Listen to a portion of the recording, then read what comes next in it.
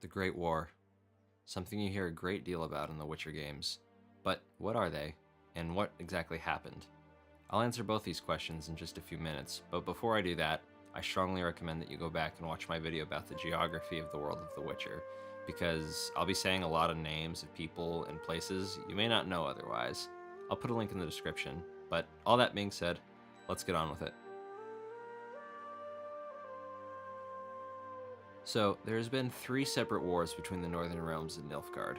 The first began in 1263, where Emperor Emir's imperial army marched across the Amel Mountains and laid siege to the lands of Sintra. The decisive battle of the conflict took place in the Mirandal Valley, a battle causing the land's king, Tursic, to die in the battle, and the surviving Sintrans to flee and seek shelter in the capital city of Sintra. However, no such sanctuary would be found. The city was overrun, its inhabitants slaughtered, and the country's queen Calanthe kills herself to not be captured. This would be later referred to as the Massacre of Sintra by residents of the Northern Realms, a massacre witnessed firsthand by one very familiar character, an ashen-haired, only 12-year-old at the time Witcher, Ciri. From here, the spotlight of the war shifts to Upper Sodden, where acts of cruelty, barbarism, and terror caused the North to fight back with such ferocity that they were able to defeat Nilfgaard in the Second Battle of Sodden, a battle which Triss and Yennefer were actually present at. The next year, in 1264, a treaty was signed which ceded Sintra to the Empire, making it the northmost territory of the Empire of Nilfgaard, and ending the events of the First War. In the year of 1267, the leaders of the Northern Realms meet to plan the retaking of Sintra. This meeting took place during the events of the novel Blood of Elves, if you're familiar. But as we know, Emir learned of this before any plan was set in motion. He masterfully controlled the mages' revolt in Thaned, the assassination of King Vizimir, and fueling the Scoia'tael fire to rebel, making the North a brittle stick, waiting to be snapped. The Nilfgaardian Empire marched north, and the Second Great War had begun. During the war's first phase, the Empire swept across the north. Lyria and Edirn felt the full force of the Empire. So hastily and easily, it instills fear in the Northern Realms.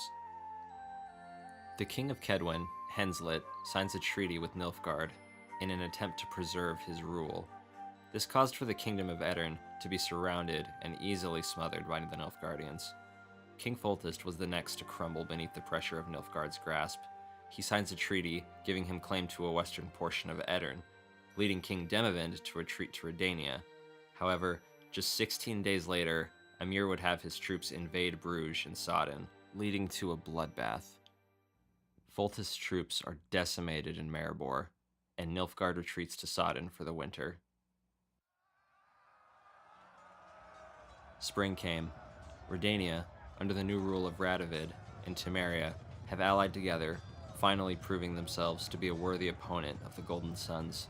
They held off and slowed the seemingly invincible Nilfgaardians. This launched the final phase of the war.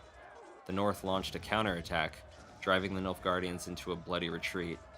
It was only a matter of time before all parties conveyed at Sintra to sign a peace treaty, bringing the Second War to an end on April 2nd, 1268. 3 years of quote-unquote peace last until Nilfgaard once again invades. Now, this is where events transpiring might start to sound a little bit familiar because we're starting to get into the territory of the first and second Witcher games. The most noteworthy events are those of the second game.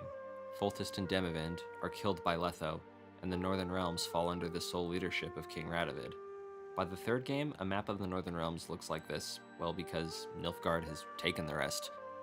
And from here, essentially, the endings are subjective, because depending on what you choose as a player, your actions will affect who owns what by the end of the series.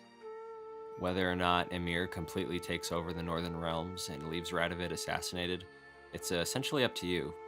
The Witcher games themselves are near the end of a very long story, and how they'll end up in the end is essentially up to you. Alright guys, that'll do it for me.